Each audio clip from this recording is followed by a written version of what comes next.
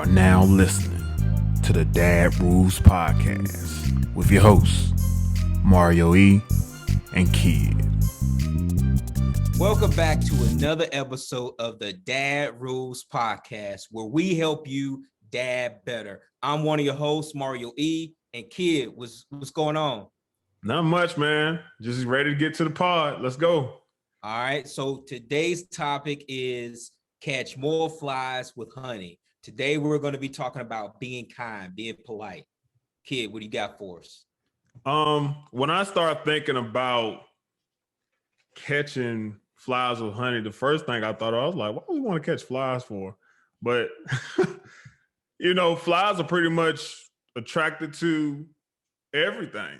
I know when you go to a cookout, you have to constantly wave your hand over the food to keep the flies away.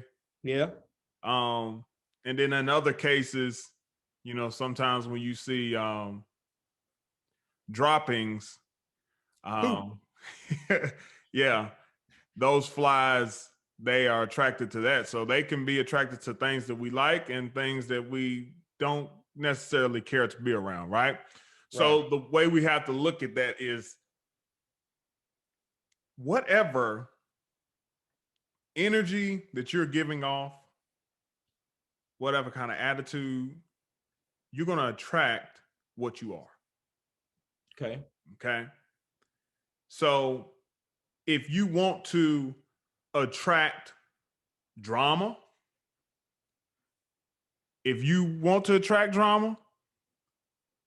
be a person that's full of drama. Mm-hmm. If you want to attract peace, then be a peaceful person.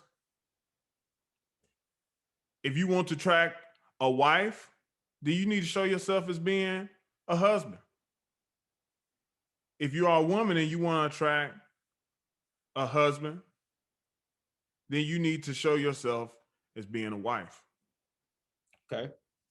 So I thought about this when I was a kid. And, sometimes you have situations where, you and a friend might not be getting along, or you might not be around people that you really want to be friends with, or you might have a hard time finding friendship in a new setting or something like that. And I remember I was somewhere new and, I just got there, or I might not even attended the first day, because usually you make friends pretty fast as a kid. And I was saying, like, I don't have any friends there or something like that to my dad. And my dad, he just took his time and he was just like, if you want a friend, then you have to show yourself friendly. So that just stuck with me, that whatever you want in life, or whatever you want to be attracted to you in life, you have to show that in yourself. So those people, or those kind of people, are attracted to you. If you want negativity, then you show yourself negative. You want positive people around you, then show yourself positive. Whatever you want, you have to show that so you can attract the right people to be around you. And I think the saying is true in many cases, that birds of a feather flock together. And we've talked about this in previous podcasts, where we talked about the 5 people that you keep around you. That's where you're going to be at in years to come. Mm-hmm. And it's a lot of truth to that. And if you want good things to happen to you, then the best way to do that is to do good things for other people. So if somebody's giving you a problem and they're always being rude or mean to you, that's where the other saying comes in: kill them with kindness. You treat people right, no matter how they treat you. You treat people right, and they either have 2 choices.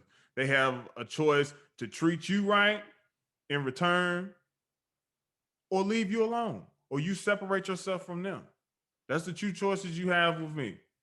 You either treat me right, or I'm separating myself from you. But yeah, that saying is so layered. It's a lot of different ways we can look at that.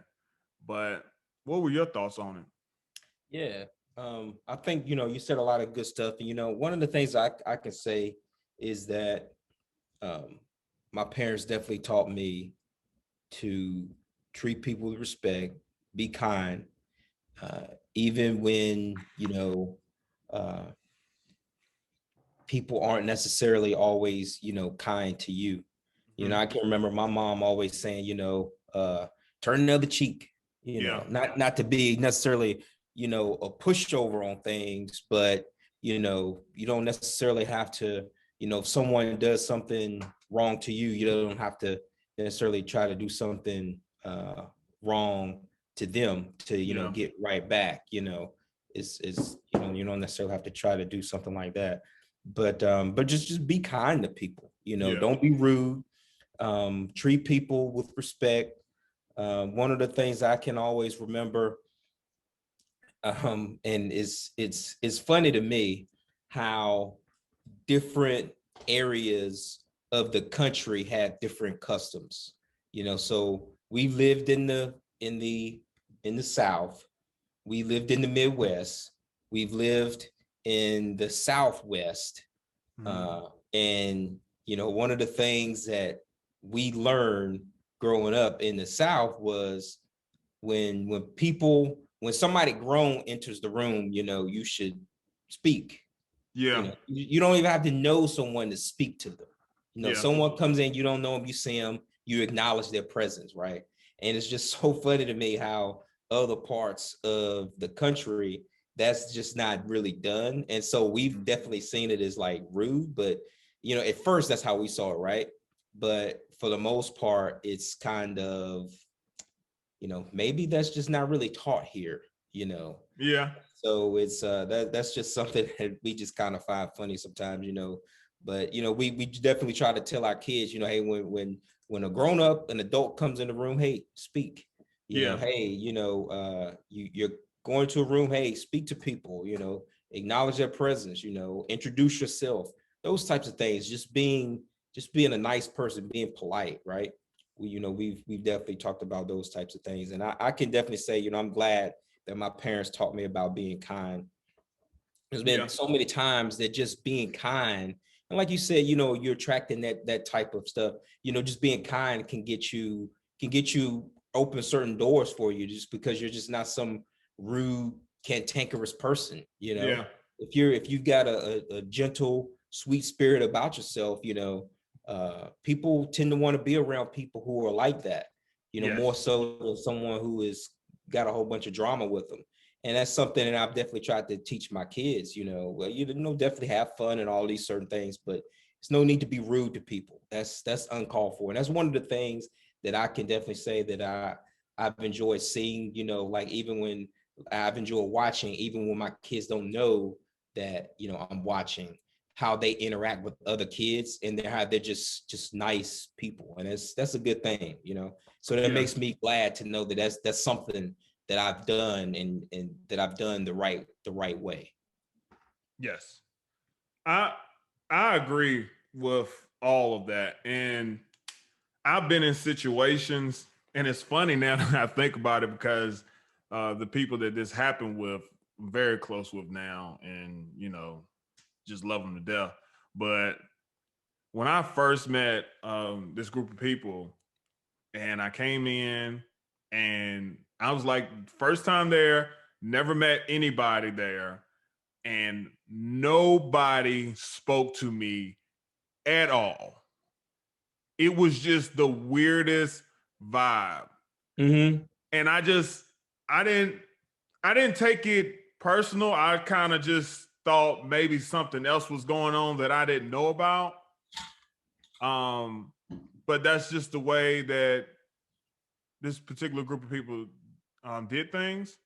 They didn't mean any harm by it, but it just, I guess it was offsetting Mm-hmm. me, and made me start second guessing everything that occurred on that particular day.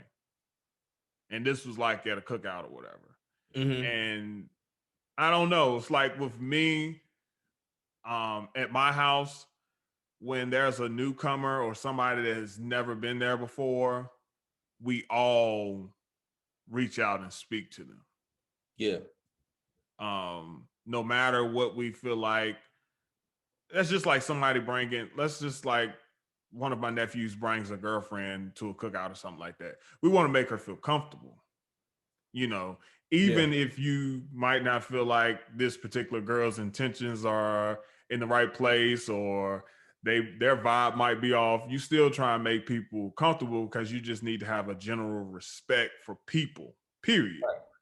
Right. Um, so I kind of understand what you're saying, and it can kind of set you back a little bit because Yeah. it makes you feel like people don't like you. But some people, when you come into their presence, it's like you have to um, earn that respect, and it's weird. Mm-hmm. And especially like in dating situations, I've seen where you might go into a certain place, and because, well, I'm just gonna be honest. This is the Dad Roots podcast, and a lot of times I've seen where families didn't have a lot of male figures in the family, and sometimes there's some resentment towards males, and you can just feel it because past relationships haven't worked out, or he ain't no good, just like everybody else, and it's like you almost have to prove yourself to them, which is it's just weird.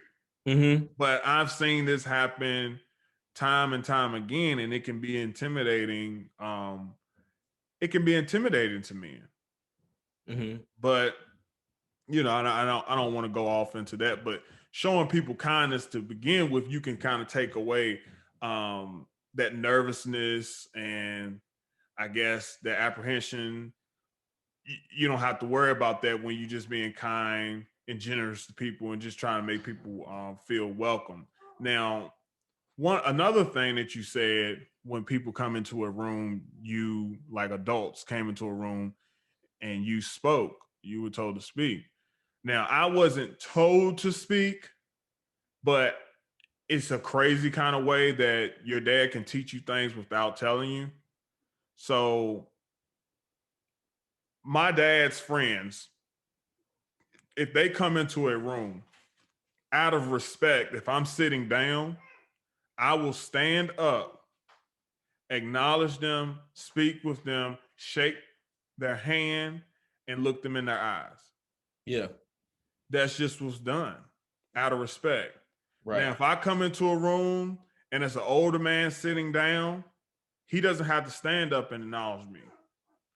Right. He can speak I mean, he should still speak, but he doesn't have to stand up, shake my hand. He can stay seated and I can shake his hand and look him in the face and look him in his eyes. So those are the type of things that I feel like that we have to teach our boys. And mothers, if you're listening and you may be a single mother, you may not know that. And we've talked about this before, where fathers teach men or boys how to be men. Mothers teach their daughters how to be women. That's right. So this may be something that a woman might not necessarily look at the same way we do. So I'm Mm-hmm. just kind of just trying to give a little nugget of advice out there for any mothers. Make sure that your son is standing up, acknowledging males. Make sure that he's getting enough time around males so he knows how to interact with males. Therefore, when he gets on his job, that he knows how to interact with men. Now, from a professional standpoint, is that kind of the etiquette that you guys use on the job? Yeah, I'd say so. Normally, you know, it's it's it's pretty much a kind of the same, Mm-hmm. where and I always just personally, and I'm going to try not to go off into a tangent here, but whenever I go to like conferences for work or whatever stuff, I just find a lot of those meetings, yeah, I'm making sure I'm polite, I'm not rude, I'm not saying anything wild and crazy to people. But yeah, it's definitely, you introduce yourself to people who you don't know, you get to know them, and a lot of times, it may be someone else there that you know, and they'll maybe make that introduction for you, and you make sure you shake people's hands and you try to remember where they're from and who they are and all those types of things like that. It's definitely something, where because first impressions mean everything. You never know. There's been plenty of times where I've uh, I've met people and I had no idea who they were. Mm-hmm. And you go to these conferences, I had no clue who they were. And it turns out they're like, several levels, above me or Mm-hmm. whatever. That's happened. And I've met people where uh, you know, they may be several levels below me or whatever, and then come to and then in a year or two, we're working on a team together, or vice, for one of the people who are above me or below me. So Mm-hmm. it's just one of those things where you never know. um you know First impressions mean a lot, right? And Yeah. if your first impression with someone is, you kind of being rude and all these types of things, luckily when I've been in those situations, out in the Midwest and whatever, you give time and you're like, okay, this is just a different custom in this part of the country, to where they don't Absolutely. necessarily do this. They're not necessarily rude. It's just they're just a little bit different of how they were raised and how they do things. And it's the same thing, within a work setting where, you're just making sure you're being kind to people, you're being polite, Mm-hmm. and you find yourself maybe working on a project with someone, and uh, and you've had a good impression with them because you met them somewhere else prior to that, and it wouldn't be that if you were rude when you first met them, because you're thinking, oh, because I'm above you or whatever, I'm better than you, and that's ridiculous. No, nobody has time for that, right? Yeah. Yeah. And that stuff doesn't help you make a better person. And if it's not gonna make me a better person, then I'm not really into it. Yeah. Um, Especially when you're trying to make people feel bad or make them feel less than to make yourself feel better or make you feel superior. I think that's weak. Yeah. But yeah, I I feel like too, standing from a father's perspective on catch more flies with honey, I feel as though we have to be very strategic in how we are, I guess, attracting our kids to do things that we want them to do. There's a certain amount of psychology that has to go with that, given the age. So my son is 14. I think your oldest is 18 or ready to be 19. You say your son is 14? I meant to say my son is 4. Okay. I Yeah, said you said 14. 14. I was like, what? Nah, he's 4, and your daughter's 18. Yeah, going on 19. Okay. Yeah. So Then my how son is you would 11. handle your daughter and how I would handle my son as far as attracting them to do things that we want them to do is totally different. Oh yeah. So like Jonah is really like incentive driven. So all right, if you are going to swim class today, and I need for you to listen to the swim instructor, I need for you to be obedient. I don't need for you to be stubborn because Jonah has a stubborn attitude. He probably gets that honestly from me. I'm not as stubborn like when it came to like my teachers or instructors or something like that. Jonah's like stubborn when it comes to that. I'm stubborn more like when I got my mind made up, you can't change my mind. I'm gonna go with it, right? Mhm. I guess that comes from, you know, hours of stalling deals on Monopoly. Yeah. But I just feel like with him it's like, okay, well, if you do good at swim lesson, then we're gonna go get ice cream. You know, you can't necessarily say that to a teenager. The ice cream thing kind of runs out. Yeah. So and we talked about this before, but I feel like it's more goal oriented. Okay. Right. So when you want, like when you're coaching basketball, which, I coach basketball and football, and I had experience in that.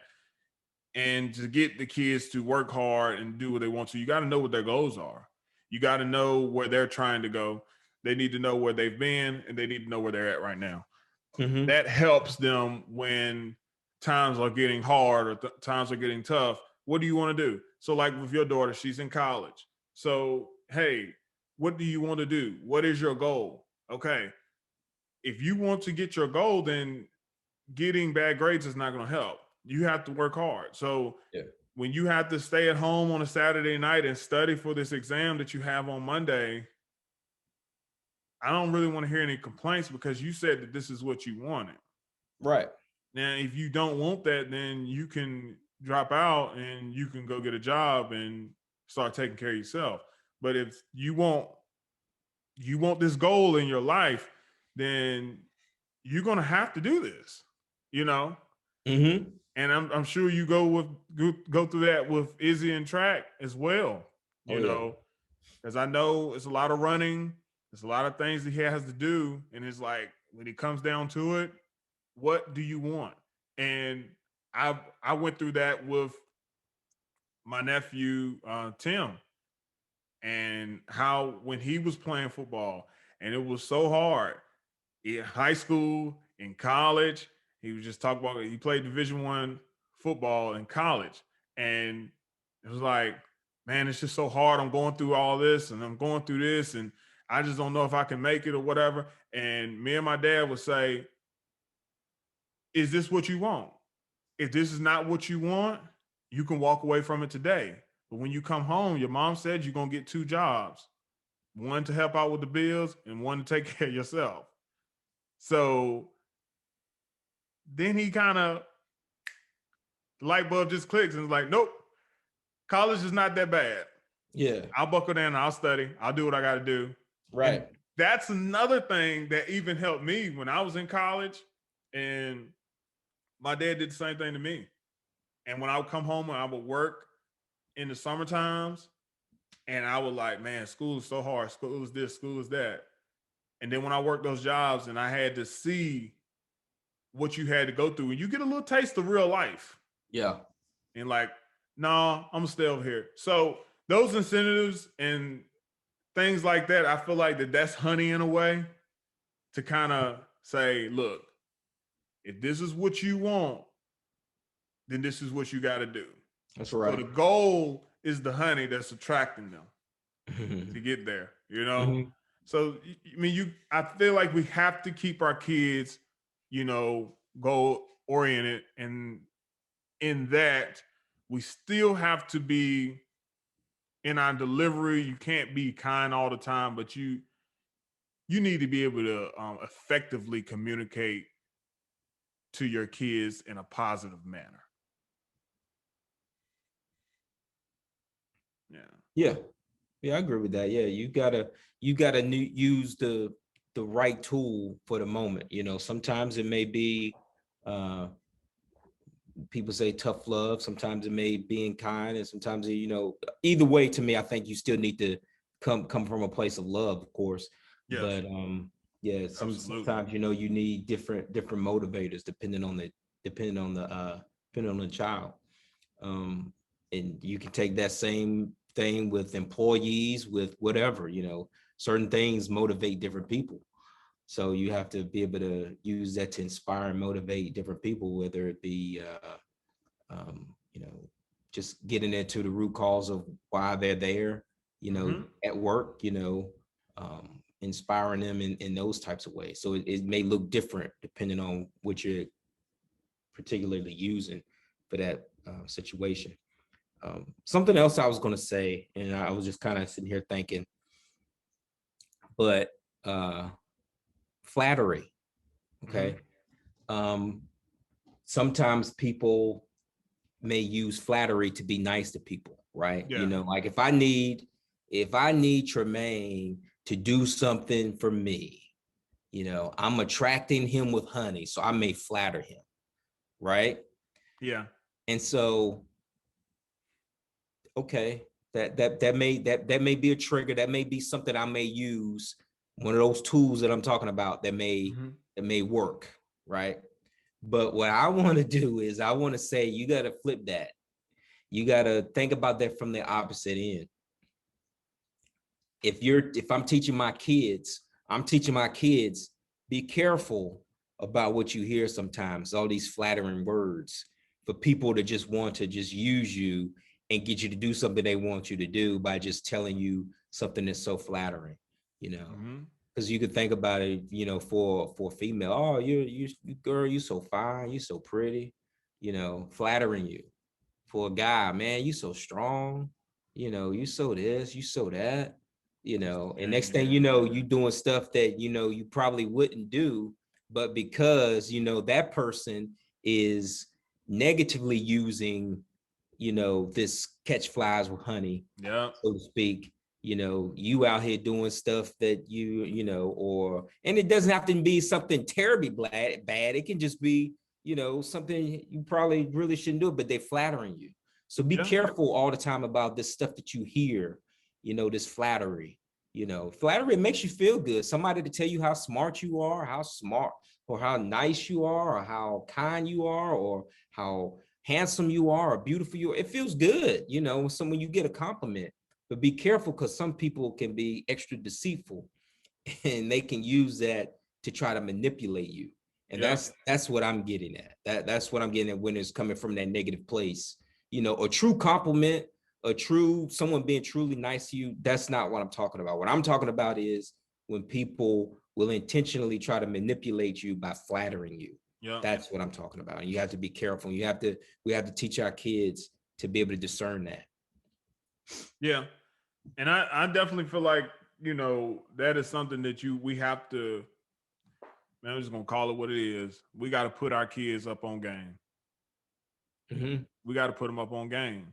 Cause these people out here gonna tell you what you want to hear. Yeah. Especially our ladies, our young ladies. There's guys out here that's gonna tell you exactly what you want to hear. And they ain't got no they have no good intentions Mm-hmm. whatsoever.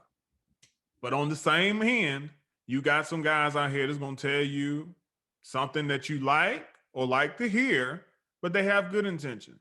You gotta make the right choices, especially because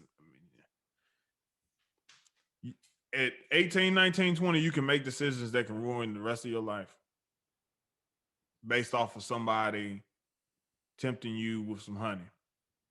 Yeah. I mean, really, really. Yeah. So, and I feel like too, we have to praise our kids, and I feel like that's another way to get them to do things that we want them, or we want them to go on the right path. Um, Praising them for when they do good things, and I say praise them, um, and be real with the praise. Just don't do it just to do it. If they accomplish something, or just being who they are, I just love who you are. I thank you for doing what you did yesterday. Or I thank you for working so hard in school. They might be getting straight C's, but they gave everything they had to get those C's. Tell your kid, hey, I'm so proud of you. You know, just keep on working hard. But I Mm-hmm. just want to let you know where you at right now. I'm proud because you Yeah. gave everything you had. Yeah. And Nice job. I know that motivates my son whenever he can hear where he's accomplished something, and I feel good about it. And then when I don't feel good about something that he has done, I don't have to say a whole lot, but you can tell in his personality that dad's not happy, and I'm not happy that he's not happy with me right now. Yeah. And he's getting to the point where, like yesterday, he came to me and said that he was sorry about something that he did, and I didn't tell him like you need to say sorry or nothing like that. And I really didn't tell him I was upset with him, but he knew whatever he did that I didn't like it, and he came and said he was sorry for it. I was like, all right, man, I'm doing all right, you know. He So said it on his own, or did yeah, your wife tell him he to? he said it on his own. Yeah. He said it on his own yesterday. I don't know what it was. He might have wasted something, or something like that, and I had to go clean it up or something, because you know how sometimes, man, most of the time I want him to clean it up himself, but this was one of the messes that, he was gonna make more of a mess by trying to clean it up. Yeah. And it's just best for me to go ahead and handle it. Yeah. But And that right there, that just led me to something, right? And so I just want to say this too, when we're talking about catching more flies with honey, we're talking about being polite, not being rude. This happened with me and my son just the other day. I had come in the house, and how sometimes when you come in the house, and if the house is not like right, like maybe a cup is over here when it shouldn't be, maybe this plate is over here, or the video game piece is over here, and I came in and that's what I saw, right? I saw all this stuff out of place, and like I was like, what in the world? What is going on here? Did I walk into the wrong house?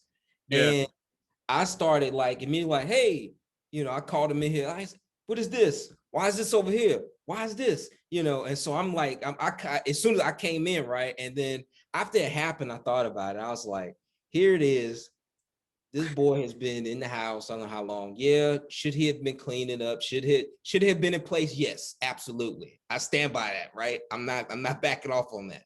yeah. But how I came in to him, it was like, here I am having fun or just, doing my thing. His dad come in fussing at me. And so I went back and I had to apologize. I was like, hey, look, I apologize for coming in, upset like that. Yeah. I said, I just wanted you to make sure. I said, next time, just make sure you clean up after yourself, put stuff back in his place. And he was like, it's okay, Dad, And so, you got to model those types of behaviors. You know what I'm saying? You have to, it's, being kind. Sometimes it means, hey, you got to apologize sometimes. You come at people wrong. And, I made sure I made that right with him, because, yeah, I didn't have to come in the door doing that. But it's just one of those things that just hit as soon as I walk in and you see one thing. It's like, like you hear people, so you pull on a string. This thing, you pulling the string and it started unraveling more. Like, whoa, what's going on? Yep. And so, yeah, I had to definitely apologize for that, because I didn't do that right. And so, if you come to my house, I apologize. I have to apologize a lot because I'm not perfect, and it's just one of those things, right? Because nobody is, right? But I don't mind apologizing, especially if I felt like I did something wrong. But I think sometimes there's an old school vibe about it where dads are not supposed to apologize to their kids, but I'm not with that. No. I feel like, because my dad, if he wronged me, he would apologize. Yeah. He was like, I'm sorry about that or whatever. So like, even Jonah being 4 years old, if I come off at him the wrong way, I apologize. And I don't feel like it's no shot at my authority or anything like that. Not at all. Not at all. I don't think it's belittling me or anything like that to apologize to him. And like you said, it's important that we model those behaviors that we want our kids to show. So if I want him to model the behavior of when I do something wrong, I apologize, then what better way to do that than to say, hey, daddy messed up, so daddy's apologizing to you. Yeah. Because, I mean, you got to think about it, man. If he never sees me apologize, then when he gets older, then he thinks, well, when I'm a daddy, then I don't have to apologize. Right. And that's not good. That's not good for home life. That's not good for his future wife. That's not good for his future kids. So most definitely we need to show that. Mm-hmm. Absolutely. Do you have anything else on the topic? No, I don't. All right. Well, we thank you guys for listening to the Dad Roots podcast. We have Mario E and Kid signing out.